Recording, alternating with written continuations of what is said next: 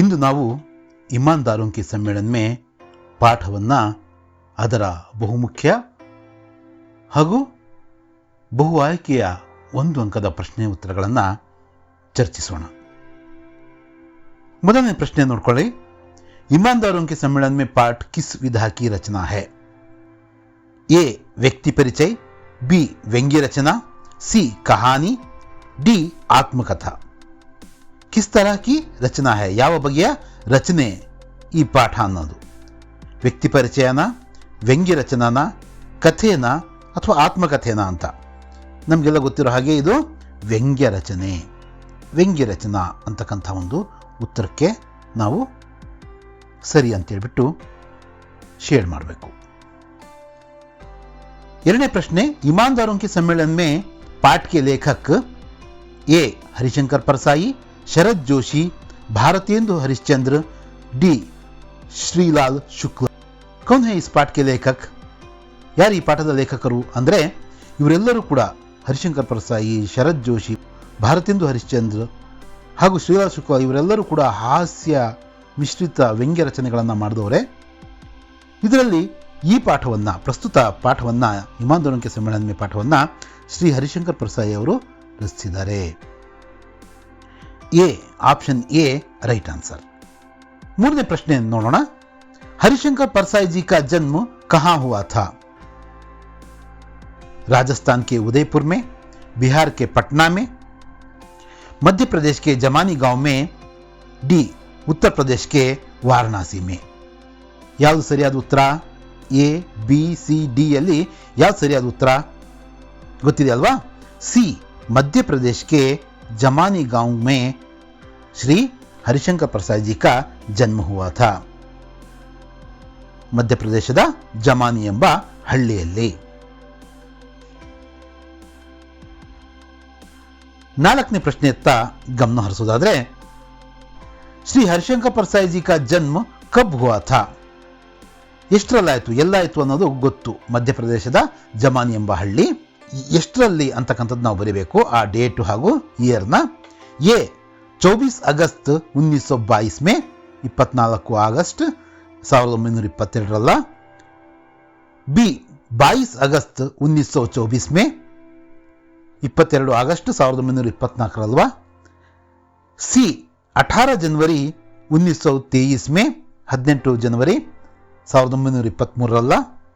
D 5 June 1928 ಮೇ. ಯಾವ್ದು ಸರಿಯಾದ ಉತ್ತರ ನಿಮಗೆ ಗೊತ್ತಿದೆ ಅಲ್ವಾ? ಬಿ 22 ಆಗಸ್ಟ್ 1924 ಮೇ ರೈಟ್ ಆನ್ಸರ್. 22 ಆಗಸ್ಟ್ 1924ರಲ್ಲಿ ಮಧ್ಯಪ್ರದೇಶದ ಜಮಾನಿ ಎಂಬ ಹಳ್ಳಿಯಲ್ಲಿ ಶ್ರೀ ಹರಿಶಂಕರ್ ಪರ್ಸಾಯಿ ಅವರು ಹುಟ್ಟುತ್ತಾರೆ. ಐದನೇ ಪ್ರಶ್ನೆ ಕಡೆ ಗಮನ ಹರಿಸೋಣ. ಪರ್ಸಾಯಿ ಜಿ ದೂಸರೆ ದರ್ಜೆ ಮೇ ಕ್ಯೂ ಸಫರ್ ಕರ್ನಾ ಚಾಹತೆ ಥೇ? ಎರಡನೇ ದರ್ಜೆಯಲ್ಲಿ ನಾನು ಪ್ರಯಾಣ ಮಾಡ್ತೀನಿ ಅಂತ ಪರ್ಸಾಯಿಜಿ ಅವರು ಆ ಪತ್ರವನ್ನು ನೋಡಿದ ನಂತರ ನಿರ್ಧಾರ ಮಾಡ್ತಾರೆ. ಅವ್ರಿಗೆ ಬಂದಿತ್ತಲ್ವಾ ईमानदारों के सम्मेलन में, ಅಂದರೆ ಪ್ರಾಮಾಣಿಕರ ಸಮ್ಮೇಳನಕ್ಕೆ ಆಹ್ವಾನದ ಪತ್ರ ಬಂದಿತ್ತು. ನಿಮಗೆ ಬರ್ತಾ ಹೋಗ್ತಾ ಫಸ್ಟ್ ಫೇರನ್ನು ನಾವು ಕೊಡ್ತೀವಿ, ಉಳಿಯೋದಕ್ಕೆ ಒಂದು ಒಳ್ಳೆ ವ್ಯವಸ್ಥೆ ಮಾಡ್ತೀವಿ, ಊಟದ ವ್ಯವಸ್ಥೆ ಮಾಡ್ತೀವಿ, ಇದೆಲ್ಲ ಹೇಳಿದ್ರಲ್ವಾ. ಆಗ ಅವರು ನಿರ್ಧಾರ ಮಾಡ್ತಾರೆ, ನಾನು ಮೊದಲನೇ ದರ್ಜೆಯಲ್ಲ ಎರಡನೇ ದರ್ಜೆಯಲ್ಲಿ ಹೋಗ್ತೀನಿ, ಹಾಗೆ ಸ್ವಲ್ಪ ದುಡ್ಡು ಉಳಿಸ್ತೀನಿ. ಎಷ್ಟು ದುಡ್ಡು ಉಳಿಸ್ತೀನಿ ಅಂತಕ್ಕಂಥದ್ದೇ ಇಲ್ಲಿ ಮುಖ್ಯವಾದಂಥದ್ದು. ಎ 200 रुपये बचाने के लिए, बी 130 रुपये बचाने के लिए, सी 250 रुपये बचाने के लिए, डी 150 रुपये बचाने के लिए. ನಿಮ್ಮ ಉತ್ತರ ಯಾವುದು? 200 ರೂಪಾಯಿಯನ್ನು ಉಳಿಸ್ತಕ್ಕಂಥ ಎ ಆಪ್ಷನ್ನ, ಅಥವಾ 130 ರೂಪಾಯಿ ಉಳಿಸ್ತಕ್ಕಂಥ ಬಿ ಆಪ್ಷನ್ನ, 250 ಢಾಯಿ ಅಂದರೆ 2.5 ಅಂತ, 250 ರೂಪಾಯಿ ಉಳಿಸ್ತಕ್ಕಂತಹ ಸಿ ಆಪ್ಷನ್ನ, ಅಥವಾ 150 ರೂಪಾಯಿ ಉಳಿಸ್ತಕ್ಕಂತಹ ಡಿ ಆಪ್ಷನ್ನ. ಸರಿಯಾದ ಉತ್ತರ ನೋಡೋಣ. ಡಿ 150 रुपये बचाने के लिए.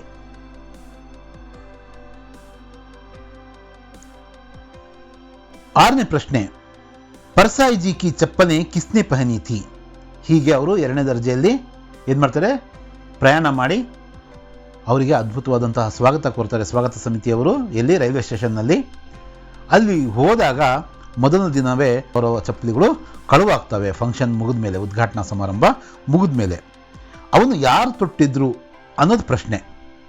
एक ईमानदार डेलीगेट ने, स्वागत समिति के मंत्री ने, सम्मेलन के कार्यकर्ता ने, सम्मेलन के आयोजक ने. ಯಾರು ತೊಟ್ಟಿದ್ರು? ಎ, ಅಲ್ಲಿ ಬಂದಿರತಕ್ಕಂಥ ಒಬ್ಬ ಪ್ರಾಮಾಣಿಕ ಅತಿಥಿ, ಡೆಲಿಗೇಟ್ ಅಂದರೆ ಅತಿಥಿಯವರು ತೊಟ್ಟಿದ್ರ. ಸ್ವಾಗತ ಸಮಿತಿಯ ಕಾರ್ಯದರ್ಶಿಗಳಿದ್ರಲ್ಲ, ಮಂತ್ರಿ ಅಂದರೆ ಕಾರ್ಯದರ್ಶಿ, ಅವರು ತೊಟ್ಟಿದ್ರ. ಸಮ್ಮೇಳನದ ಕಾರ್ಯಕರ್ತರು ಯಾರಾದರೂ ತೊಟ್ಕೊಂಡಿದ್ರ, ಅಥವಾ ಆ ಸಮ್ಮೇಳನವನ್ನು ಸ್ವಾಗತ ಸಮಿತಿ ಅಂತ ಇರುತ್ತಲ್ಲ ಅದರಲ್ಲಿ ಯಾರಾದರೂ ಒಬ್ಬ ವ್ಯವಸ್ಥಾಪಕರು ತೊಟ್ಕೊಂಡಿದ್ರ ಅಂತ ಕೇಳಿದರೆ ನಾವು ಏನಂತ ಬರೀಬೇಕು? ಯಾರು ತೊಟ್ಕೊಂಡಿದ್ರು? ಒಬ್ಬ ಪ್ರಾಮಾಣಿಕ ಅತಿಥಿಯ ಆ ಸಮ್ಮೇಳನ ಭಾಗವಹಿಸಕ್ಕೆ ಬಂದಿದ್ರಲ್ಲ ಇವ್ರ ಜೊತೆಗೆ, ಅವರು ತೊಟ್ಕೊಂಡಿದ್ರು. ಏಕ್ ईमानदार डेलीगेट ने सही उत्तर है. 7ನೇ ಪ್ರಶ್ನೆಯತ್ತ ಗಮನ ಹರಿಸೋಣ. ಸಮ್ಮೇಳನ ಸಮಿತಿಗೆ ಮಂತ್ರಿ ಕಿಸೆ ಡಾಂಟ್ನೆ ಲಗೆ. ಹೀಗೆ ಒಂದೊಂದೇ ವಸ್ತು ಲೇಖಕರಿಗೆ ಸಂಬಂಧಪಟ್ಟಿದ್ದು ಕಳುವಾಗ್ತಾ ಇತ್ತು. ಆಗ ಆ ಸಮ್ಮೇಳನದ ಆ ಸ್ವಾಗತ ಸಮಿತಿಯ ಕಾರ್ಯದರ್ಶಿಗಳು ಬಂದು ಯಾರನ್ನೂ ಬೈತಾರೆ. ಯಾರನ್ನೂ ಬೈಯೋದಂದರೆ ಗದರಿಸ್ತಾರೆ. ಯಾರವರು? ಡಾಂಟ್ನ ಅಂದರೆ ಗದರಿಸುವುದು. ಎ, ಸಮ್ಮೇಳನಕ್ಕೆ ಪ್ರತಿನಿಧಿಯೋಂಕೋ, ಸಮ್ಮೇಳನಕ್ಕೆ ಬಂದಿದ್ರಲ್ಲ ಭಾಗವಹಿಸೋದಕ್ಕೆ ಆ ಪ್ರತಿನಿಧಿಗಳಿಗ. ಬಿ, ಎ ईमानदार डेलीगेಟ್ಕೋ, ಯಾರಾದರೂ ಅಲ್ಲಿ ಬಂದಿರತಕ್ಕಂಥ ಅತಿಥಿಗಳಿಗ. ಅಪ್ನೆ ಕಾರ್ಯಕರ್ತಾವೋಂಕೋ, ತಮ್ಮನ್ನ ಕಾರ್ಯಕರ್ತರಿಗೆ ಸ್ವಯಂ ಸೇವಕರು ಇರ್ತಾರಲ್ಲ ಅವ್ರಿಗ. ಡಿ, ಸಮ್ಮೇಳನಕ್ಕೆ ಮುಖ್ಯ ಅತಿಥಿಕೋ, ಸಮ್ಮೇಳನಕ್ಕೆ ಮುಖ್ಯ ಅತಿಥಿಯಾಗಿ ಬಂದಿರತಕ್ಕಂಥ ಪರ್ಸಾಯಿಜಿ ಅವ್ರಿಗ. ಯಾರಿಗವರು, ಯಾರ ಮೇಲೆ ಅವರು ಬೇಜಾರಾದರು, ಸಿಟ್ಟಾದರು ಅಂದರೆ ಅಪ್ನೆ ಕಾರ್ಯಕರ್ತಾವೋಂಕೋ, ತನ್ನ ಕಾರ್ಯಕರ್ತರು ಅಥವಾ ಸ್ವಯಂ ಸೇವಕರು ಏನಿದ್ರು ಅವ್ರ ಮೇಲೆ ಅವರು ಸಿಟ್ಟಾಗ್ತಾರೆ. ನೀವು ನೋಡೋಕ್ಕಾಗಲ್ವಾ, ಇಷ್ಟೆಲ್ಲ ಪ್ರಾಮಾಣಿಕರ ಸಮ್ಮೇಳನದಲ್ಲಿ ಕಳುವಾಗ್ತಿದಾವಲ್ಲ, ನಿಮಗೆ ಜವಾಬ್ದಾರಿ ಇಲ್ವಾ ಅಂತ ಅವ್ರ ಮೇಲೆ ಸಿಟ್ಟಾಗ್ತಾರೆ. ಇದನ್ನು ನಾವಿಲ್ಲಿ ಬರೀಬೇಕು. 8ನೇ ಪ್ರಶ್ನೆ. ಪರ್ಸಾಯಿಜಿ ಪಹನ್ನೆ ಕೆ ಕಪಡೆ ಕಹಾ ದಬಾಕರ್ ಸೋಯೆ. ಈ ರೀತಿ ಎಲ್ಲ ಮುಗೀತು, 3 ದಿನ ಕಾರ್ಯಕ್ರಮನೂ ಮುಗಿದೋದ ನಂತರ ಕೊನೆಗೆ ತಮ್ಮ ಬಟ್ಟೆಯನ್ನು ಅವರೇನು ಮಾಡ್ತಾರೆ, ಒಂದು ಕಡೆ ಇಟ್ಟು ಮಲಗ್ತಾರೆ. ಒಂದು ಕಡೆ ಅಡಗಿಸಿ ಇಟ್ಟು, ದಬಾನ ಅಂದರೆ ಒತ್ತೋದು, ಒಂದು ಕಡೆ ಒತ್ತಿಟ್ಟು ಮಲಗ್ತಾರೆ. ಎಲ್ಲಿ ಅನ್ನೋದು ಪ್ರಶ್ನೆ. ಎ, ಕುರ್ಸಿ ಕೆ ನೀಚೆ, ಬಿ, ಸಿರಹಾನೆ ಕೆ ನೀಚೆ, ಸಿ, ಟೇಬಲ್ ಕೆ ऊपर, ಡಿ, ಡಿಬ್ಬೆ ಕೆ ನೀಚೆ. ಕುರ್ಸಿಯ ಕೆಳಗಡೆನಾ, ಸಿರಹಾನ ಅಂದರೆ ತಲೆದಿಂಬು, ದಿಂಬುವಿನ ಕೆಳಗಡೆನಾ, ಟೇಬಲ್ ಕೆ ऊपर ಟೇಬಲ್ನ ಮೇಲೇನಾ, ಡಿಬ್ಬೆ ಕೆ ನೀಚೆ ಯಾವುದಾದ್ರು ಡಬ್ಬ ಇದ್ರೆ ಅದು ಕೆಳಗಡೆ ಅವರು ಅಡಗಿಸಿಟ್ಟು ಮಲಗಿದ್ರಾವತ್ತು ಕೊನೆಯ ದಿನ ರಾತ್ರಿ. ಯಾವುದು ಉತ್ತರ?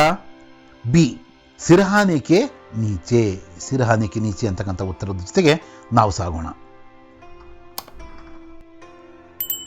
9ನೇ ಪ್ರಶ್ನೆ ಏನಿದೆ ನೋಡ್ರಿ. सम्मेलन में परसाई जी के भाग लेने से किन किन को प्रेरणा मिल सकती है.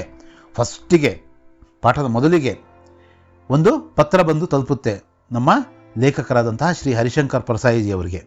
ಅದರಲ್ಲಿ ಬರೆದಿರ್ತಾರೆ, ನೀವು ಬಂದು ಪ್ರಾಮಾಣಿಕರ ಸಮ್ಮೇಳನದಲ್ಲಿ ಭಾಗವಹಿಸಿ ಅವರನ್ನು ಉದ್ದೇಶಿಸಿ ಮಾತಾಡಿದಾಗ ಇಂಥವ್ರಿಗೆ ಪ್ರೇರಣೆ ಸಿಗುತ್ತೆ ಅಂತ ಇರುತ್ತೆ. ಎಂತೆಂಥವ್ರಿಗೆ ಅಂತಕ್ಕಂಥದ್ದು ನಾವು ಬರೀಬೇಕು. ಸಮ್ಮೇಳನಕ್ಕೆ ಕಾರ್ಯಕರ್ತಾವಂಕೋ, ಸಮ್ಮೇಳನದಲ್ಲಿ ಭಾಗವಹಿಸ ಬಂದಿದ್ದಾರಲ್ಲ ಆ ಕಾರ್ಯಕರ್ತರಿಗ. ಸಮ್ಮೇಳನಕ್ಕೆ ಮಂತ್ರಿಯಂಕೋ, ಆ ಸಮ್ಮೇಳನದಲ್ಲಿ ಸಚಿವರು ಅಂದರೆ ಕಾರ್ಯದರ್ಶಿಗಳು ಬರೀರ್ತಾರೆ ಅವ್ರಿಗ. ಇಮಾನ್ದಾರ ಅವರು ಬೇಯಿಮಾನಂಕೋ ಅಂದರೆ ಪ್ರಾಮಾಣಿಕರು ಅಪ್ರಾಮಾಣಿಕರು ಎಲ್ಲರಿಗೂ. ಇಮಾನ್ದಾರೋ ಅವರು ಉದೀಯಮಾನ ಇಮಾನ್ದಾರೋಂಕೋ.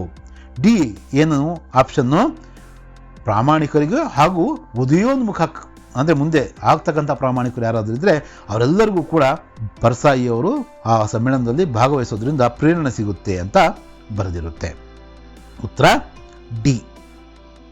ಇಮಾನ್ದಾರೋ ಅವರು ಉದೀಯಮಾನ್ ಇಮಾನ್ದಾರೋಂಕೋ ಅಂದರೆ ಇಲ್ಲಿ ಲೇಖಕರು ಉದಯೋನ್ಮುಖ ಪ್ರಾಮಾಣಿಕರು ಅಂತ ಹೇಳ್ತಿದ್ದಾರೆ. ಲೇಖಕರು ಒಂದು ರೀತಿಯಲ್ಲಿ ವ್ಯಂಗ್ಯ ಹೇಳ್ತಿದ್ದಾರೆ.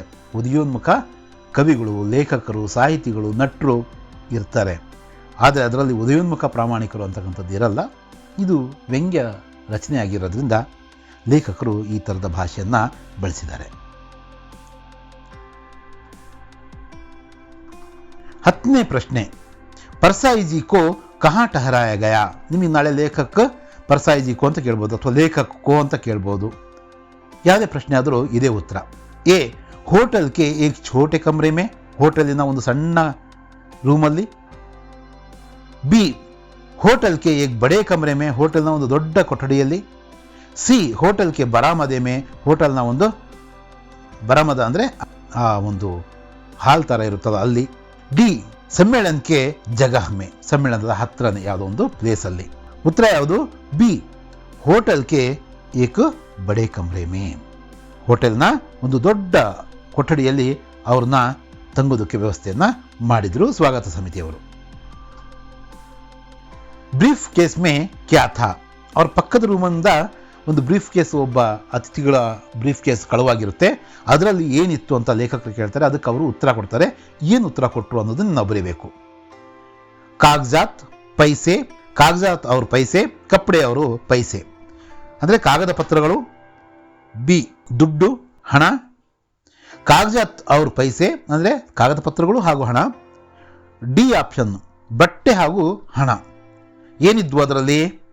ಕಾಗಜಾತ್, ಕಾಗಜಾತ್ ಅಂದರೆ ಕಾಗದ ಪತ್ರಗಳು ಇದ್ವಂತೆ. ಆಗ ಲೇಖಕರು ಹೇಳ್ತಾರೆ, ಕಾಗದ ಪತ್ರಗಳ ಹಾಗಾದರೆ ವಾಪಸ್ ತಂದು ಕೊಡ್ತಾರೆ ಬಿಡ್ರಿ, ಅದರಲ್ಲೇನು ದುಡ್ಡಿಲ್ವಲ್ಲ ಅಂತ ಹೇಳ್ತಾರೆ. 12ನೇ ಪ್ರಶ್ನೆ, ಲೇಖಕ್ ಪರ್ಸಾಯಿಜಿನೇ ಧೂಪ್ ಕಾ ಚಶ್ಮಾ ಕಹಾ ರಖಾ ಥಾ. ಅವರು ಒಂದು ಕೂಲಿಂಗ್ ಗ್ಲಾಸ್ ಹಾಕ್ಕೊಂಡಿರ್ತಾರೆ, ಅದು ನಂತರ ಕಳೆದೋಗುತ್ತೆ, ಅದೇ ಎಲ್ಲಿತ್ತು, ಎಲ್ಲಿಟ್ಟಿದ್ರು ಅವರು ಅಂತಕ್ಕಂಥದ್ದು ಪ್ರಶ್ನೆ. ಸಿರ್ಹಾನೆ ಕಿ ನೀಚೆ, ಏನು ದಿಂಬಿನ ಕೆಳಗಡೆನಾ? ಸಿರ್ಹಾನೆ ಅಂದರೆ ದಿಂಬಿನ ಹತ್ರನಾ? ಕುರ್ಸಿ ಪರ್, ಕುರ್ಸಿ ಪರ್ ಅಂದರೆ ಚೇರಿನ ಮೇಲೆನಾ? ಡಿ ಟೇಬಲ್ ಪರ್, ಟೇಬಲ್ನ ಮೇಲೆನಾ? Answer table per. ಅವರು ಒಂದು ಮೇಜಿನ ಮೇಲೆ ತಮ್ಮ ರೂಮಲ್ಲೇ ಆ ಕೂಲಿಂಗ್ ಗ್ಲಾಸನ್ನು ಇಟ್ಟಿದ್ರು. ತೀಸರೆ ದಿನ ಲೇಖಕ್ಕೆ ಕಮ್ರೆ ಸೆ ಕ್ಯಾ ಗಾಯಬ್ ಹೋ ಗಯಾ ಥಾ. 3ನೇ ದಿನ ಲೇಖಕರ ಕೊಠಡಿಯಿಂದ ಏನೋ ಕಳುವಾಗಿತ್ತು, ಮಾಯವಾಗಿತ್ತು, ಅದು ಏನು ಅನ್ನೋದು ಪ್ರಶ್ನೆ. ಬಿಸ್ತರ್, ಕಂಬಲ್, ಚಶ್ಮಾ, ಚಪ್ಪನೆ. ಏನದು? ಹಾಸಿಗೆನಾ? ಕಂಬಲ್ ಅಂದರೆ ಕಂಬಳಿನ? ಚಶ್ಮಾ ಅಂದರೆ ಅದು ಕನ್ನಡಕನ? ಅಥವಾ ಚಪ್ಪಲಿ ಅಂದರೆ ಚಪ್ಪಲಿನ? ಯಾವುದು ಕಳುವಾಗಿದ್ದು? ಕಂಬಲ್. ಬಿ ಕಂಬಲ್ ರೈಟ್ ಆನ್ಸರ್. सम्मेलन के आयोजकों ने लेखक परसाई जी को क्या माना था. ಪತ್ರದಲ್ಲಿ ನೀವು ದೇಶದ ಪ್ರಸಿದ್ಧ ಡ್ಯಾಶ್ ಅಂತ ಏನೋ ಹೇಳಿರ್ತಾರಲ್ವಾ, ಅದನ್ನೇ ಇಲ್ಲಿ ನಾವು ಗುರುತಿಸಿ ಬರಿಬೇಕು. ಎ ಪ್ರಸಿದ್ಧ ಲೇಖಕ್, ಬಿ ಪ್ರಸಿದ್ಧ ಬೇಯಿಮಾನ್, ಸಿ ಪ್ರಸಿದ್ಧ ಇಮಾನ್ದಾರ್, ಡಿ ಪ್ರಸಿದ್ಧ ವಕ್ತ ಅಂದರೆ ಪ್ರಸಿದ್ಧ ಲೇಖಕರ, ಪ್ರಸಿದ್ಧ ಅಪ್ರಾಮಾಣಿಕರ, ಸಿ ಪ್ರಸಿದ್ಧ ಪ್ರಾಮಾಣಿಕರ, ಅಥವಾ ಡಿ ಪ್ರಸಿದ್ಧ ಭಾಷಣಕಾರರ. ಯಾವುದಿದು ಆನ್ಸರು? ಪ್ರಸಿದ್ಧ ಇಮಾನ್ದಾರ್. ಆಪ್ ದೇಶಕ್ಕೆ ಪ್ರಸಿದ್ಧ ಇಮಾನ್ದಾರ್ ಹೋ ಅಂತ ಅವರು ಉಲ್ಲೇಖ ಮಾಡಿರ್ತಾರೆ, ಅದನ್ನೇ ನಾವು ಇಲ್ಲಿ ಬರಿಬೇಕು. 15ನೇ ಪ್ರಶ್ನೆಯನ್ನು ನೋಡೋದಾದರೆ, ಪರ್ಸಾಯಿಜಿ ಸ್ಟೇಷನ್ ಪರ್ ಮಾಲೀಕೋ ಕ್ಯೂ ಢೂಂಢನೆ ಲಗೆ. ಪರ್ಸಾಯಿಜಿ ಅವರು ಇನ್ನೇನು ಟ್ರೈನ್ ಇಳಿತಾರೆ, ಇಳಿದಾಗ ಸ್ವಾಗತ ಸಮಿತಿಯವರೆಲ್ಲ ಬಂದು ಹೂವಿನ ಹಾರಗಳನ್ನು ಹಾಕ್ತಾರೆ. ಆ ಹಾರಗಳನ್ನು ಹಾಕಿದ ನಂತರ ಪರ್ಸಾಯಿಜಿ ಅವರು ಮಾಲಿಯನ್ನು ಹುಡುಕ್ತಾನೆ, ಅಂದರೆ ಹೂವನ್ನು ಮಾರತಕ್ಕಂಥ ವನಮಾಲಿಯನ್ನು ಹುಡುಕ್ತಾರೆ. ಯಾಕೆ ಹುಡುಕಿದ್ರು ಅನ್ನೋದು ಪ್ರಶ್ನೆ. ಎ ಫೂಲ್ ಮಾಲಾಯೆ ಖರೀದನೆ, ಇನ್ನೊಂದಷ್ಟು ಹೂವಿನ ಹಾರಗಳನ್ನು ಖರೀದಿ ಮಾಡೋದಕ್ಕೆ. ಬಿ ಫೂಲ್ ಮಾಲಾಯೆ ಬೇಚನೆ, ಆ ಹೂವಿನ ಹಾರಗಳು ತಮ್ಗೆ ಹಾಕಿದಾರಲ್ಲ ಅವನ್ನು ಮಾರೋದಕ್ಕೆ. ಸಿ ಫೂಲ್ ಮಾಲಾಯೆ ಬನ್ವಾನೆ ಕೆಲಿಯೇ, ಇನ್ನೊಂದಷ್ಟು ಆರ್ಡ್ರ್ ಕೊಟ್ಟು ಹೂವುಗಳ ಹಾರಗಳನ್ನು ತಯಾರಿಸೋದಕ್ಕೆ. ಡಿ ಫೂಲ್ ಮಾಲಾಯೆ ಪಕಡ್ನೆ ಕೆಲಿಯೇ, ಈಗ ಹಾಕಿದ್ರಲ್ಲ ಈ ಎಲ್ಲ ಹಾರಗಳನ್ನ ಹಿಡ್ಕೊಳ್ಳಪ್ಪ ಅಂತ ಕೊಡೋದಕ್ಕೆ. ಯಾವುದಕ್ಕೆ? ಪರ್ಸಾಯಿಜಿ ಅವರು ಏನಕ್ಕೋಸ್ಕರ ಆ ಹೂವಿನವನನ್ನು ಅಂದರೆ ಮಾಲಿಯನ್ನು ಹುಡ್ಕೋದಕ್ಕೆ ಶುರು ಮಾಡಿದ್ರು ಅಂದರೆ ಫೂಲ್ ಮಾಲಾಯಿ ಬೇಚನೆ ಕೆಲಿಯೇ. ಅನುರೂಪತೆಯ ಪ್ರಶ್ನೆ ಇದು. ಪಹಲಾ ದಿನ ಚಪ್ಪಲಿ ಗಾಯಬ್ ಥಿ, ದೂಸರೆ ದಿನ, ಮೊದಲ ದಿನ ಚಪ್ಪಲಿಗಳು ಕಳುವಾಗಿದ್ವು, ಎರಡನೇ ದಿನ ಏನೇನು ಮಾಯವಾಗಿತ್ತು ಅನ್ನೋದು ಪ್ರಶ್ನೆ. ಧೂಪ್ ಕಾ ಚಶ್ಮಾ ಮಿಲಾ ಥಾ ಅಂದರೆ ಎರಡನೇ ದಿನ ಘಟಿಸಿದ ಘಟನೆಗಳನ್ನು ಬರೀಬೇಕು ನಾವು, ಅಂದರೆ ಏನು ಕನ್ನಡಕ ಅಂತಕ್ಕಂಥದ್ದು ಸಿಕ್ಕಿತ್ತಾ. ಬಿ ಕಂಬಲ್ ಗಾಯಬ್ ಥಾ, ಕಂಬಳಿ ಇತ್ತಲ್ಲ ಅವ್ರದ್ದು ಬ್ಲ್ಯಾಂಕೆಟ್, ಅದೇನನ್ನ ಕಳುವಾಗಿತ್ತ. ಸಿ ತಾಲ ಗಾಯಬ್ ಥಾ, ಏನು ಬೀಗ ಅಂತಕ್ಕಂಥದ್ದು ಏನಿದೆ ಅದು ಮಾಯವಾಗಿತ್ತ. ಡಿ ಚಾದನೆ ಅವ್ರ ಚಶ್ಮಾ ಗಾಯಬ್ ಥಾ, ಏನು ಬೆಡ್ಶೀಟ್ ಹಾಗೂ ಕನ್ನಡಕ ಕೂಲಿಂಗ್ ಗ್ಲಾಸ್ ಏನಿತ್ತು ಲೇಖಕರದು ಅದು ಮಾಯವಾಗಿತ್ತ. ಯಾವುದು ಉತ್ತರ? ಡಿ ಚಾದನೆ ಅವ್ರ ಚಶ್ಮಾ ಗಾಯಬ್ ಥೇ.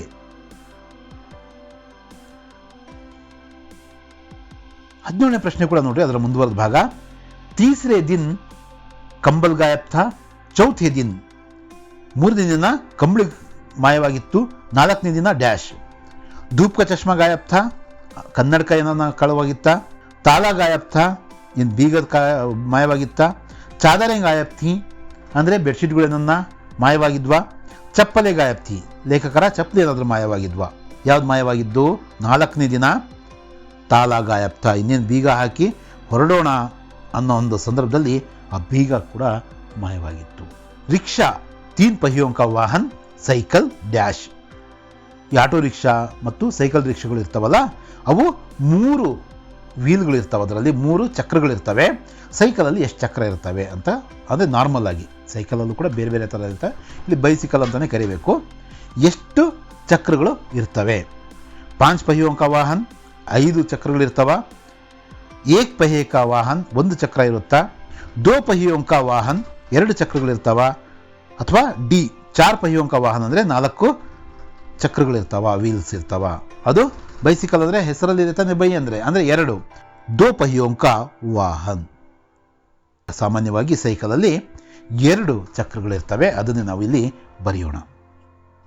ರೇಲ್ ಗಾಡಿ, ಪಟ್ರಿ, ಹವಾಯಿ ಜಹಾಜ್ ಡ್ಯಾಶ್. ಅಂದರೆ ಟ್ರೈನು ಟ್ರ್ಯಾಕ್ ಮೇಲೆ, ರೈಲ್ವೆ ಟ್ರ್ಯಾಕ್ ಮೇಲೆ ಓಡಾಡುತ್ತೆ.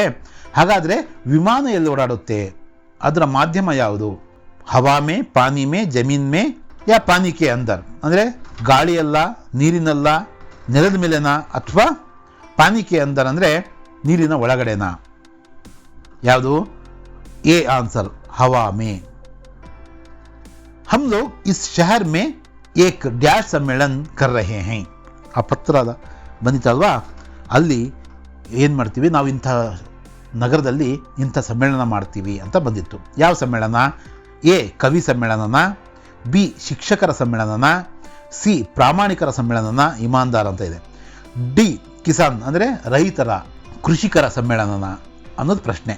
ಯಾವುದು ಸಮ್ಮೇಳನ? ತುಂಬ ಈಸಿ ಆನ್ಸರ್ ಅಲ್ವಾ, ಇಮಾನ್ದಾರ್ ಸಮ್ಮೇಳನ್. ಪ್ರಾಮಾಣಿಕರ ಸಮ್ಮೇಳನವನ್ನು ಮಾಡೋದಕ್ಕೆ ಉದ್ದೇಶವನ್ನು ಹೊಂದಿದ್ರು. ಮೇರಿ ಚಪ್ಪನೆ ಡ್ಯಾಶ್ ಥಿ, ಕೀಮ್ತಿ, ಅಚ್ಚಿ, ಪುರಾನಿ, ನಯಿ. ನನ್ನ ಚಪ್ಪಲಿ ಇಂಥವು ಅಂತ ಹೇಳ್ತಾರೆ ಲೇಖಕರು. ಎಂಥವು? ಕೀಮ್ತಿ ಅಂದರೆ ತುಂಬ ಕಾಸ್ಟ್ಲಿ, ಅಚ್ಚಿ ಅಂದರೆ ಒಳ್ಳೆವು, ಸಿ ಅಂದರೆ ಪುರಾನಿ ಹಳೆವು, ನಯಿ ಅಂದರೆ ಹೊಸವು. ಅವರು ನಯಿ ಅಂತ ಹೇಳ್ತಾರೆ, ಅದನ್ನು ನಾವಿಲ್ಲಿ ಬರಿಬೇಕು. ವಕ್ ಮೇರಾ ಚಶ್ಮಾ ಲಗಾಯೆ ಡ್ಯಾಶ್ ಸೆ ಬೈಠೆ ಥೆ. ಇವರ ಕೂಲಿಂಗ್ ಗ್ಲಾಸ್ನ ಯಾರೋ ಇನ್ನೊಬ್ರು ಹಾಕ್ಕೊಂಡು ಆರಾಮಾಗಿ ಕುತ್ಕೊಂಡಿದ್ರಲ್ಲ, ಅದನ್ನು ಯಾವ ವರ್ಡು ಯೂಸ್ ಆಗಿದ್ದಾರೆ ಅಂತ ಬರಿಬೇಕಿಲ್ಲಿ. ಎ ಇತ್ಮಿನಾನ್, ಬಿ ಆರಾಮ್, ಸಿ ನಿರ್ಭಯತಾ, ಡಿ ನಿಡರ್ತಾ. ಆರಾಮಾಗಿ, ಇತ್ಮಿನಾನ್ ಅಂದರೂ ಆರಾಮೇ, ಆರಾಮ್ ಅಂದರೂ ಆರಾಮೇ. ನಮ್ಮ ಪಾಠದಲ್ಲಿ ಯಾವುದು ಪ್ರಯೋಗ ಆಗಿದೆಯೋ ಅದನ್ನು ಎಕ್ಸಾಕ್ಟ್ ಆ ವರ್ಡನ್ನು ನಾವು ಇಲ್ಲಿ ಬರಿಬೇಕಾದಂಥ ಅನಿವಾರ್ಯತೆ. ಅಂದರೆ ಆರಾಮಾಗಿ ಕುತ್ಕೊಂಡಿದ್ರ, ನಿರ್ಭಯದಿಂದ ಕುತ್ಕೊಂಡಿದ್ದೀರಾ, ಯಾವ ಭಯ ಇಲ್ದಲೆ, ನಿಡರ್ತಾ ಅಂದರೂ ಕೂಡ ಯಾವ ಭಯ ಹಿಂಜರಿಕೆ ಇಲ್ದಲೆ ಕುತ್ಕೊಂಡಿದ್ರ ಅಂತ. ಇತ್ಮಿನಾನ್ಸೆ, ಆರಾಮಾಗಿ ಕುತ್ಕೊಂಡಿದ್ರು, ಅದನ್ನು ನಾವು ಬರಿಬೇಕು. 23ನೇ ಪ್ರಶ್ನೆಯನ್ನು ನಾವು ಗಮನಿಸೋದಾದರೆ, ಫಿರ್ ಇತನೆ ಬಡೆ ಸಮ್ಮೇಳನ್ ಮೇ ಥೋಡಿ ಡ್ಯಾಶ್ ಹೋಗಿ ಹಿ. ಸನ್ಸನಿ, ಹಲ್ಚಲ್, ಗಡ್ಬಡಿ, ಚೂಕ್. ಸನ್ಸನಿ ಅಂದರೆ ಸೆನ್ಸೇಷನ್, ಹಲ್ಚಲ್ ಅಂದರೆ ಸ್ವಲ್ಪ ಗಲಾಟೆ ಗದ್ದಲ ಹೆಚ್ಚು ಕಡಿಮೆ ಆಗ್ತಕ್ಕಂಥದ್ದು, ಚೂಕ್ ಅಂದರೂ ಕೂಡ ಅದೇ ಅರ್ಥ ಬರುತ್ತೆ. ಪಾಠದಲ್ಲಿ ಪ್ರಯೋಗ ಆಗಿರ್ತಕ್ಕಂಥದ್ದು ಯಾವುದು? ಗಡ್ಬಡಿ. ಫಿರ್ ಇತನೆ ಬಡೆ ಸಮ್ಮೇಳನ್ ಮೇ ಥೋಡಿ ಗಡ್ಬಡಿ ಹೋಗಿ ಹಿ. ಸ್ವಲ್ಪ ಹೆಚ್ಚು ಕಡಿಮೆ ಆಗೋದು, ಯಾವುದನ್ನು ವಸ್ತು ಕಳುವಾಗೋದು, ಎಲ್ಲನ್ನ ಕಳೆದು ಹೋಗೋದು, ಇವೆಲ್ಲ ನಡೀತಾ ಇರ್ತವೆ ಅಂತ ಲೇಖಕರು ಆ ಸ್ವಾಗತ ಸಮಿತಿಯ ಕಾರ್ಯದರ್ಶಿ ಹತ್ರ ಹೇಳ್ತಾರೆ. ಈಗ ವ್ಯಾಕರಣದ ಅಂಶಗಳು ಇದ್ದಾವೆ. ವಿಲೋಮ ಶಬ್ದ ಲಿಖಿ ಅಂದರೆ ವಿರುದ್ಧಾರ್ಥಕ ಶಬ್ದಗಳನ್ನು ಬರೀರಿ ಅಂತ ಕೇಳಿದ್ದಾರೆ. ಹಾಗೆಯೇ ಸಂಧಿಯ ಹೆಸರನ್ನು ಬರೀರಿ ಅಂತ ಕೇಳಿದ್ದಾರೆ. ಪ್ರಥಮ ಪ್ರೇರಣಾರ್ಥ ಕ್ರಿಯಾರೂಪನ ಬರೀರಿ ಅಂತ ಕೇಳಿದ್ದಾರೆ. ಇವುಗಳ ಬಗ್ಗೆ ನಾವು ಗಮನ ಹರಿಸೋಣ ಮುಂದಿನ ಪ್ರಶ್ನೆಗಳಲ್ಲಿ. ಆಗಮನ್ ಶಬ್ದ ಕಾ ವಿಲೋಮ ರೂಪ ನಿರ್ಗಮನ್, ಆವಾಗಮನ್, ಗಮನ್, ಆಹ್ವಾನ್. ಸರಿಯಾದ ಉತ್ತರ ನಿರ್ಗಮನ್. ಆಗಮನ್ ಕಾ ಆಪೋಸಿಟ್ ವರ್ಡ್ ನಿರ್ಗಮನ್. 25ನೇ ಪ್ರಶ್ನೆಯಲ್ಲೂ ಕೂಡ ಆಪೋಸಿಟ್ ವರ್ಡ್ ಕೇಳಿದ್ದಾರೆ. ರಾತ್ ಶಬ್ದ ಕಾ ವಿಲೋಮ ರೂಪ ಧೂಪ್, ದಿನ್, ಶಾಮ್, ಸುಬಹ. ದಿನ್, ರಾತ್, ದಿನ್. ಜವಾಬ್ ಶಬ್ದ ಕಾ ವಿಲೋಮ ರೂಪ ನಾ ಜವಾಬ್, ಅಜವಾಬ್, ಸವಾಲ್, ಪ್ರಶ್ನ. ಎಕ್ಸಾಕ್ಟ್ ಇದರ ಆಪೋಸಿಟ್ ವರ್ಡು ಸವಾಲ್ ಜವಾಬ್ ಅಂತೀವಿ, ಜವಾಬ್ ಸವಾಲ್ ಅಂತೀವಿ, ಅದನ್ನೇ ಬರೀಬೇಕು.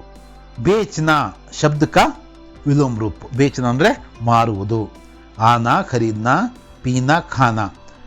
ಬೇಚ್ನಾ ಅಂದರೆ ಮಾರುವುದು, ಖರೀದ್ನಾ ಅಂದರೆ ಖರೀದಿಸುವುದು. B answer. ಡಿ ಸಜ್ಜನ್ ಶಬ್ದ ಕಾ ವಿಲೋಮ ರೂಪ. ಸಜ್ಜನ್ ಅಂದರೆ ಸಜ್ಜನ. ಅರ್ಜನ್, ನಿರ್ಜನ್, ದುರ್ಜನ್, ಸುಜನ್. ಸಜ್ಜನನ ಆಪೋಸಿಟ್ ವರ್ಡ್ ಸಿಗ್ತಾ ಇದೆ ತಾನೆ? ಸಿ ದುರ್ಜನ್. ಇದು ಏಕವಚನದಲ್ಲಿರುವಂಥ ಪದಗಳನ್ನ ಬಹುವಚನಕ್ಕೆ ಬರೀಬೇಕು. ಕಪ್ಪಡ ಬಟ್ಟೆ, ಬಟ್ಟೆಗಳು ಅನ್ಬೇಕಲ್ಲ, ಇದರ ಬಹುವಚನ ರೂಪ ಕಪ್ಪಡ. ಇಸ್ ಶಬ್ದ ಕಾ ಬಹುವಚನ ರೂಪ ಕಪ್ಪಡೆ, ಕಪ್ಪಡ, ಕಪ್ಪಡಾಯೇ, ಕಪ್ಪಡಿ. ಯಾವುದು? ನಿಮ್ಮ ಉತ್ತರ ಯಾವುದು? ಎ ಕಪ್ಪಡೆ ತಾನೆ ಸರಿಯಾದಂಥ ಉತ್ತರ. ಚಾದರ್ इस शब्द का बहुवचन रूप चादरा, चबूतर, चादरें, चादर, चादरें. बात इस शब्द का बहुवचन रूप बात, बातें, बाताएं, बहुत बात, बातें. डिब्बा इस शब्द का बहुवचन रूप डिब्बी, डिबिया, डिब्बाएं, डिब्बे. याद उत्तर डी डिब्बे. चीज इस शब्द का बहुवचन रूप चीजें, चीज, ವಸ್ತು, ವಸ್ತುಯೇ. ಚೀಜ್ ಅಂದರೆ ವಸ್ತು ಅಂತ ಅದರ ಅರ್ಥ. ಅದರ ಬಹುವಚನ ರೂಪನ ನಾವು ಚೀಜೆ ಅಂತ ಕರಿತೀವಿ. ಎ ಚೀಜೆ. ठहरना मूल क्रिया का प्रथम प्रेरणार्थक क्रिया रूप लिखिए ಅಂತ ಕೇಳಿದರೆ, ಪ್ರಥಮ ಪ್ರೇರಣಾರ್ಥಕ ಕ್ರಿಯಾ ಅಂದರೆ ಅದರ ವ್ಯಾಖ್ಯೆ ಹೀಗಿದೆ: जब कर्ता किसी कार्य को स्वयं ना करके किसी दूसरे को कार्य करने की प्रेरणा दे तो उसे प्रेरणार्थक क्रिया कहते हैं. प्रथम प्रेरणार्थक क्रिया प्रत्यक्ष होती है जबकि द्वितीय प्रेरणार्थक क्रिया अप्रत्यक्ष होती है. ಅಂದರೆ ಪ್ರಥಮ ಪ್ರೇರಣಾರ್ಥಕ ಕ್ರಿಯೆ ಅಂದರೆ ಸ್ವತಃ ಕರ್ತ ಅಂದರೆ ಕೆಲಸ ಮಾಡ್ತಕ್ಕಂಥವ್ರು ಅವನೇ ಆ ಕೆಲಸವನ್ನು ಮಾಡದೆ ಇನ್ನೊಬ್ರಿಗೆ ಹೇಳಿ ಮಾಡಿಸ್ತಾನಲ್ಲ, ಅದಕ್ಕೆ ಪ್ರಥಮ ಪ್ರೇರಣಾರ್ಥಕ ಅಂತ ಹೇಳ್ತಾರೆ. ಪ್ರಥಮ ಪ್ರೇರಣಾರ್ಥಕ ಅಂತಕ್ಕಂಥದ್ದು ಪ್ರತ್ಯಕ್ಷವಾಗಿರುತ್ತೆ. ದ್ವಿತೀಯ ಪ್ರೇರಣಾರ್ಥಕ ಅಂತ ಹೇಳುತ್ತೆ ಇನ್ನೊಬ್ರಿಗೆ ಹೇಳಿ ಮಾಡಿಸುವುದು, ಅದನ್ನು ದ್ವಿತೀಯ ಪ್ರೇರಣಾರ್ಥಕ ಅಂತ ಕರೀತಾರೆ. ಅದು ಅಪ್ರತ್ಯಕ್ಷವಾಗಿರುತ್ತೆ. ಸರಿ, ಟಹರ್ನ ಇದರ ಪ್ರಥಮ ಪ್ರೇರಣಾರ್ಥಕ ಕ್ರಿಯಾ ಅಂದರೆ ನಿಲ್ಲುವುದು ಮೂಲ ಕ್ರಿಯೆ, ಆದರೆ ನಿಲ್ಲಿಸುವುದು ಪ್ರಥಮ ಪ್ರೇರಣಾರ್ಥಕ ಕ್ರಿಯಾ ರೂಪವಾಗುತ್ತೆ.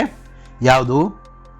ಟಹರ್ವಾನ, ಠುಕ್ರಾನ, ಟಹರಾನ, ಟಹರಾವ್ ಅಂತ ಇದೆಯಲ್ಲ, ಇದರಲ್ಲಿ ರೈಟ್ ಆನ್ಸರ್ ಯಾವುದು? ಸಿ ಟಹರಾನ, ನಿಲ್ಲಿಸುವುದು. 35ನೇ ಪ್ರಶ್ನೆ. ಧೋನಾ ಮೂಲ ಕ್ರಿಯಾ ಕಾ ಪ್ರಥಮ ಪ್ರೇರಣಾರ್ಥಕ ಕ್ರಿಯಾ ರೂಪ ಧುಲಾನ, ಧೋಲ್ನ, ಧುಲ್ವಾನ, ಧುಲ್ನ. ಯಾವುದು? Right answer ಧುಲಾನ. 36ನೇ ಪ್ರಶ್ನೆಯನ್ನು ನೋಡೋಣ. देखना मूल क्रिया का प्रथम प्रेरणार्थक क्रिया रूप देखना, दिखाना, दिखना, दिखवाना, दिखाना, दिखाना. ನೋಡೋದು, ನೋಡಿಸುವುದು, ತೋರಿಸುವುದು. ದಿಖಾನ ಅಂದರೆ ಲೌಟ್ನಾಗೆ ನಾವು ಪ್ರಥಮ ಪ್ರೇರಣಾರ್ಥಕ ಕ್ರಿಯಾ ರೂಪವನ್ನು ಬರೀಬೇಕು. ಲೌಟಾನ, ಲೌಟ್ವಾನ, ಲುಟಾನ, ಲೌಟ್ನ. ಯಾವುದು ಸರಿಯಾದ ಉತ್ತರ? ಒಂದು ಅಂದಾಜು ಸಿಕ್ಕಿದೆ ಅಲ್ವಾ? ಎ ಲೌಟಾನ. 38ನೇ ಪ್ರಶ್ನೆ ಕೂಡ ಆ ಥರದ್ದೇ. ಉತ್ತರನ ಪ್ರಥಮ ಪ್ರೇರಣಾರ್ಥಕ ಕ್ರಿಯಾ ರೂಪ ಯಾವುದು? ಉತ್ತರಾನ, ಉತ್ತಾರನ್, ಉತ್ತರಾನ, ಉತ್ತರವಾನ. ಉತ್ತರವಾನ ಅದು ದ್ವಿತೀಯ ಪ್ರೇರಣಾರ್ಥಕ ಕ್ರಿಯಾ ರೂಪ. ಸಿ ಉತ್ತರಾನ. ಇದು ಏನಿದು? ಪ್ರಥಮ ಪ್ರೇರಣಾರ್ಥಕ ಕ್ರಿಯಾ ರೂಪ. ಪಹನ್ನ ಅಂದರೆ ತೊಟ್ಕೊಳ್ಳೋದು, ಉಡುವುದು. ಇದರ ಪ್ರಥಮ ಪ್ರೇರಣಾರ್ಥಕ ಕ್ರಿಯೆ ಉಡಿಸುವುದು ಅಂದರೆ ತೊಡಿಸುವುದು. ಪಹನಾನ, ಪಹಚಾನ್ನ, ಪಹನ್ವಾನ, ಪಹಚಾನ್. ರೈಟ್ ಆನ್ಸರ್ ಯಾವುದು? ಎ ಪಹನಾನ. 40ನೇ ಪ್ರಶ್ನೆ ಏನಿದೆ ನೋಡಿ. ಸ್ವಾಗತ್ ಶಬ್ದ ಮೇ ಸಂಧಿ ಹೈ. ಯಾವ ಸಂಧಿ ಇದೆ ಸ್ವಾಗತ್ ಇದರಲ್ಲಿ? ಸು ಪ್ಲಸ್ ಆಗತ್ ಸ್ವಾಗತ್ ಆಗುತ್ತಲ್ವಾ? ಸು ಪ್ಲಸ್ ಆಗತ್ ಸ್ವಾಗತ್ ಆಗುತ್ತೆ. ಯಾವ ಸಂಧಿ ಇದು? ಎಣ್ ಸಂಧಿ. ಯಾಕೆ ಎಣ್ ಸಂಧಿ ಅಂದರೆ 3 ರೀತಿಯ ಸಂಧಿಗಳಿದ್ದಾವೆ: ಸ್ವರ ಸಂಧಿ, ವ್ಯಂಜನ ಸಂಧಿ ಹಾಗೂ ವಿಸರ್ಗ ಸಂಧಿ. ಸ್ವರ ಸಂಧಿಯಲ್ಲಿ ಎಣ್ ಸಂಧಿ ಬರುತ್ತೆ. ಎಣ್ ಸಂಧಿ ಏನು ಹೇಳುತ್ತೆ ಅಂದರೆ, ಯದಿ ಈ ಉ और रू के बाद कोई भिन्न स्वर आए तो ई का या ऊ का उ और रू का रा हो जाता है. ಹಾಗಾಗಿ ಇದು ಯಾವ ಸಂಧಿ? ಸು ಪ್ಲಸ್ ಆಗತ್ ಎಣ್ ಸಂಧಿ. ಸಹಾನುಭೂತಿ. ಸಹಾನುಭೂತಿಯಲ್ಲಿ ಸಂಧಿ ವಿಚ್ಛೇದ ಮಾಡಿದ್ರೆ ಏನು ಬರುತ್ತೆ? ಸಹ ಪ್ಲಸ್ ಅನುಭೂತಿ ಬರುತ್ತಲ್ವಾ? ಅನುಭೂತಿ ಏನಾಗಿದೆ ಇದರಲ್ಲಿ? ಸಹಾನುಭೂತಿ ಆಗಿದೆ ಅಲ್ವಾ? ಸಹ ಪ್ಲಸ್ ಅನುಭೂತಿ, ಸಹಾನುಭೂತಿ ಆಗಿದೆ. ನಮಗೆಲ್ಲರೂ ಗೊತ್ತಿರಂಗೆ ಆನ್ಸರ್ ಏನು? ದೀರ್ಘ ಸಂಧಿ. ಯಾಕೆ ದೀರ್ಘ ಸಂಧಿ? ದೀರ್ಘ ಸಂಧಿಯ ಒಂದು ವಿವರಣೆ ಏನು ಅಂದರೆ, ದೋ ಸವರ್ಣ ಸ್ವರ್ ಮಿಲ್ಕರ್ ದೀರ್ಘ ಹೋ ಜಾತೆ ಹೈ. ಯಾವುದೇ ಆಗಲಿ ಸವರ್ಣ ಅ ಆ ಅಥವಾ ಇ ಈ ಅಥವಾ ಉ ಇವೆಲ್ಲವೂ ಕೂಡ ಏನಾಗ್ತವೆ, ಸೇರಿ ದೀರ್ಘವಾದರೆ ಅದನ್ನು ದೀರ್ಘ ಸಂಧಿ ಅಂತ ಕರಿತೀವಿ. ಸಜ್ಜನ್ ಶಬ್ದ ಮೇ ಸಂಧಿ ಹೈ, ದೀರ್ಘ ಸಂಧಿ, ಎಣ್ ಸಂಧಿ, ಗುಣ ಸಂಧಿ, ವ್ಯಂಜನ್ ಸಂಧಿ. ಯಾವುದು? ಸಜ್ಜನ್ ಅಂದರೆ ಸತ್ ಪ್ಲಸ್ ಜನ್, ಸಜ್ಜನ್. ಇದು ವ್ಯಂಜನ್ ಸಂಧಿ. ಯಾಕೆ ವ್ಯಂಜನ್ ಸಂಧಿ ಅಂದರೆ ಎರಡು ವ್ಯಂಜನಗಳು ಸೇರಿದಾಗ ನಮಗೆ व्यंजन से स्वर अथवा व्यंजन के मेल से उत्पन्न विकार को व्यंजन संधि कहते हैं. ಅಂದರೆ ವ್ಯಂಜನ ಜೊತೆ ಸೇರಬಹುದು ಅಥವಾ ವ್ಯಂಜನ ಜೊತೆಗೆ ಸ್ವರ ಸೇರಿದ್ರೆ ಅಲ್ಲಿ ನಮಗೆ ಒಂದು ವಿಕಾರ ಉಂಟಾಗುತ್ತಲ್ವಾ. ಸತ್ ಪ್ಲಸ್ ಜನ್ ಸಜ್ಜನ್ ಆಗಿದೆ ಅಲ್ವಾ, ಇದು ವ್ಯಂಜನ ಸಂಧಿ. ವ್ಯಂಜನ ಸಂಧಿ ಡಿ उत्तर. परोपकार शब्द में संधि है दीर्घ संधि, एण संधि, गुण संधि, वृद्धि संधि.